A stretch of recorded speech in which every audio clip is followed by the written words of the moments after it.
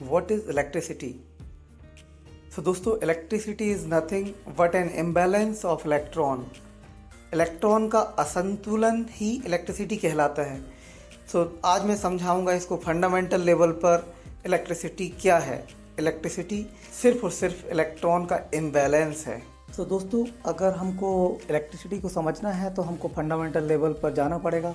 हमको electron, proton, neutron, atom level से इसको स्टार्ट करना होगा। हम जानते हैं कि हर एक एटम में एक न्यूक्लियस होता है। न्यूक्लियस में प्रोटॉन, न्यूट्रॉन होते हैं जो एक न्यूक्लियर फोर्स के थ्रू बाउंडेड होते हैं, जुड़े हुए होते हैं। और इलेक्ट्रॉन जो है न्यूक्लियस के चारों तरफ एक क्लाउड होता है। ऑर्बिटल में इसके चारों तरफ चक्कर लगाते हैं इलेक्ट्रॉन, राइट। और इन ऑर्बिटल्स का एक पर्टिकुलर एनर्जी बैंड होता है, एक एनर्जी लेवल होता है इनका। तो आप देखेंगे कि E1 जो है एनर्जी लेवल सबसे कम है, E3 में सबसे ज़्यादा है। तो हम देखते हैं कि जैसे ही हम न्यूक्लियस से दूर जाते हैं वैसे वैसे हमारा एनर्जी लेवल बढ़ता जाता है, इलेक्ट्रॉन का एनर्जी लेवल बढ़ता जाता है। जो न्यूक्लियस के सबसे पास का ऑर्बिटल है उसका एनर्जी लेवल सबसे कम है। एनर्जी लेवल के कम या ज़्यादा होने से इलेक्ट्रॉन की स्टेबिलिटी में क्या फ़र्क पड़ता है, इसमें हम क्लियरली देख सकते हैं कि जो E1 है वो कम एनर्जी लेवल है उसका, पर इसका स्टेबिलिटी ज़्यादा है। इलेक्ट्रॉन की स्टेबिलिटी ज़्यादा है। जैसे जैसे हम हायर एनर्जी लेवल पर जाते हैं तो इलेक्ट्रॉन की स्टेबिलिटी कम होते जाती है। मतलब है कि इलेक्ट्रॉन को इसके ऑर्बिटल से निकालने के लिए हमको बहुत कम एनर्जी देनी होगी, राइट। इलेक्ट्रॉन को उसके ऑर्बिटल से निकालने के लिए हमको थोड़ी सी भी एनर्जी देंगे, थोड़ा सा इलेक्ट्रिक फोर्स अगर हम देंगे तो ये उसके ऑर्बिटल से निकल जाएगा। एक और चीज़ होती है, ऑर्बिटल्स को भी सब ऑर्बिटल एंड सेल्स में बांटा हुआ है। एक सेल में 2 इलेक्ट्रॉन हो सकते हैं। तो हम देखेंगे कि जो आधे या पूरे भरे सेल्स होते हैं वो ज़्यादा स्टेबल होते हैं, और जो आधे या पूरे भरे नहीं होते हैं वो सेल्स स्टेबल नहीं होते हैं। तो हम एक एग्जांपल लेते हैं कॉपर का सिंबल Cu है, एटॉमिक नंबर 29 है, एंड इसका electron configuration argon 3d10 4s1 है। आप इसमें देखेंगे कि इसके आउटर मोस्ट ऑर्बिट में उसमें आप देखेंगे कि एक इलेक्ट्रॉन है। इसकी एनर्जी लेवल काफ़ी ज़्यादा है एंड ये अकेला इलेक्ट्रॉन है, ये काफ़ी अनस्टेबल इलेक्ट्रॉन है। इसी कारण से कॉपर इतना कंडक्टिव होता है एंड इसमें काफ़ी सारे फ्री इलेक्ट्रॉन्स होते हैं। थोड़ी सी एनर्जी पाके ये इलेक्ट्रॉन्स फ्रीली मूव कर सकते हैं। आप देखेंगे कि फ्री इलेक्ट्रॉन्स कैसे इस मेटल के चारों तरफ, मेटल के अंदर कहीं भी मूव कर सकते हैं एटम से फ्री होके। इनको हम डीलोकलाइज्ड इलेक्ट्रॉन्स भी कहते हैं। दोस्तों, आप देखेंगे कि हमने यहाँ पे 2 ऑब्जेक्ट लिए हुए हैं। एक ऑब्जेक्ट जो है इसमें मोर इलेक्ट्रॉन्स हैं, एक में लेस इलेक्ट्रॉन्स हैं, राइट। राइट हैंड साइड वाला हम कहेंगे कि नेगेटिवली चार्ज्ड है एंड लेफ्ट हैंड साइड वाला पॉजिटिवली चार्ज्ड है।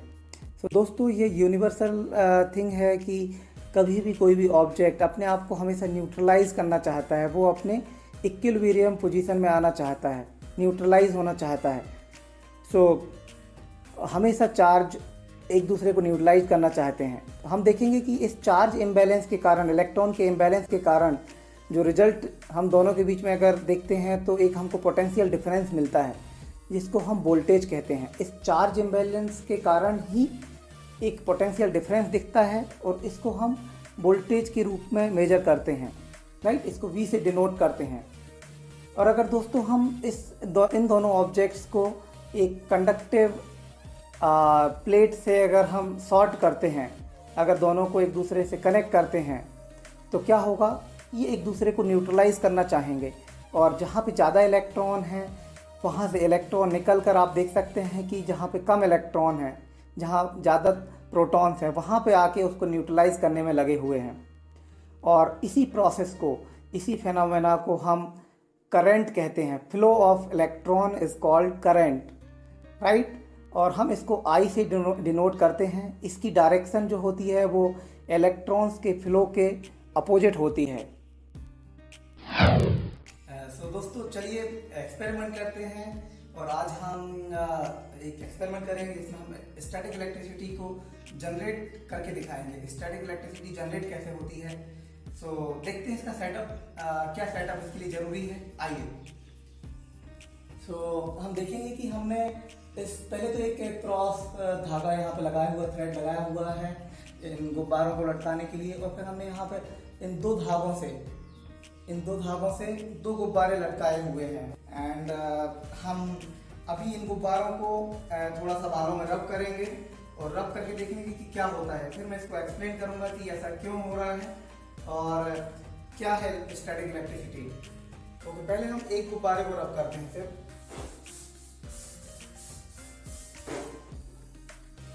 तो हम देखते हैं कि दूसरा गुब्बारा इसकी तरफ अट्रैक्ट होता है, राइट।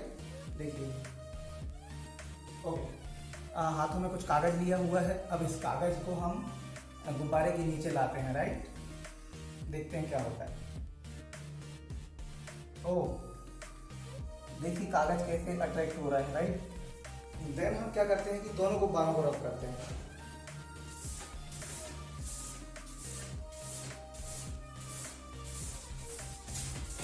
ओके, अब देखते हैं कि क्या होता है। अब हम देखते हैं कि दोनों गुब्बारे एक दूसरे से रिपल हो रहे हैं, दूर जा रहे हैं। मैं सारी चीजें समझाऊंगा कि ऐसा क्यों हो रहा है। अभी हम देखें कि दोनों गुब्बारे दूर जा रहे हैं। थोड़ा सा और रब करते हैं इनको।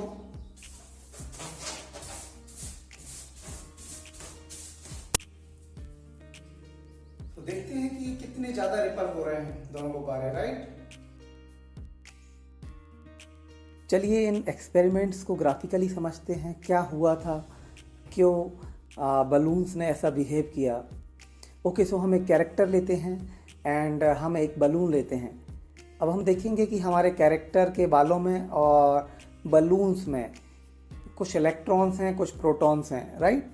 एंड जब हम इनको रब करते हैं, जब हम बलून को इसके बालों से रब करते हैं, तो हम देखेंगे कि कुछ इलेक्ट्रॉन्स जो हैं वो बालों से निकलकर इस बलून में आ जाते हैं और ये अब बलून नेगेटिवली चार्ज हो जाता है। बात करते हैं पहली कंडीशन की, जिसमें हमने सिर्फ एक बलून को अपने बालों से रब किया था और बालों से रब करने के कारण इसमें इलेक्ट्रॉन की संख्या बढ़ गई है। सो जब हम इसको नॉर्मल बलून के पास लाते हैं, सो इंडक्शन के कारण इसमें चार्ज शिफ्ट हो जाता है और ये एक बड़े डायपोल जैसे वर्क करने लगता है। और हम जानते हैं कि नेगेटिव चार्ज पॉजिटिव चार्ज को अट्रैक्ट करता है। इसी कारण से हमारा नॉर्मल बलून हमारे रब्ड बलून के पास में आता है, उसकी तरफ अट्रैक्ट होता है। सेम कंडीशन हमारे पेपर के टुकड़ों के साथ में होती है। वो भी इंडक्शन के कारण एज अ डायपोल काम करने लगते हैं उसके एटम्स, और कागज़ के टुकड़े अट्रैक्ट होने लगते हैं।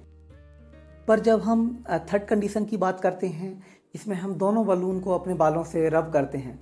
इस कारण से उनमें दोनों में ही नेगेटिव चार्ज ज़्यादा हो जाता है और जब हम दोनों को पास लाते हैं तो इंडक्शन इफेक्ट होने के बावजूद भी जो इफेक्टिव चार्ज होता है वो नेगेटिव ही होता है।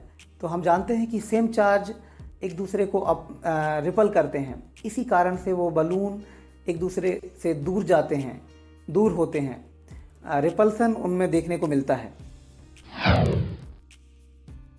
थर्ड एक्सपेरिमेंट में हम देखते हैं कि जब हम प्लास्टिक की कुर्सी को एक कॉटन के कपड़े से रगड़ते या पीटते हैं तो उसमें चार्ज इम्बैलेंस की कंडीशन बन जाती है और अर्थ और कुर्सी के बीच में एक पोटेंशियल डिफरेंस आ जाता है। क्योंकि हम अर्थ पर हैं, ग्राउंड में खड़े हुए हैं, और जब हम हाथ में CFL लेकर इस कुर्सी के पास ले जाते हैं तो इस पोटेंशियल डिफरेंस के कारण एक करंट फ्लो होता है CFL के अंदर से, और CFL ग्लो होना चालू हो जाती है। और यही कंडीशन टेस्टर के साथ होती है। जब हम टेस्टर को कुर्सी के पास ले जाते हैं तो टेस्टर में लाल रोशनी जलने लगती है, उसका अंदर का नियॉन बल्ब जलने लगता है।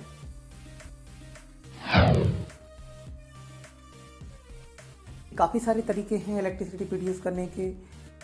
जैसे हम देखेंगे कि पहला तरीका हम फ्रिक्शन है, देन दूसरा तरीका केमिकल रिएक्शन के थ्रू इलेक्ट्रिसिटी प्रोड्यूस कर सकते हैं।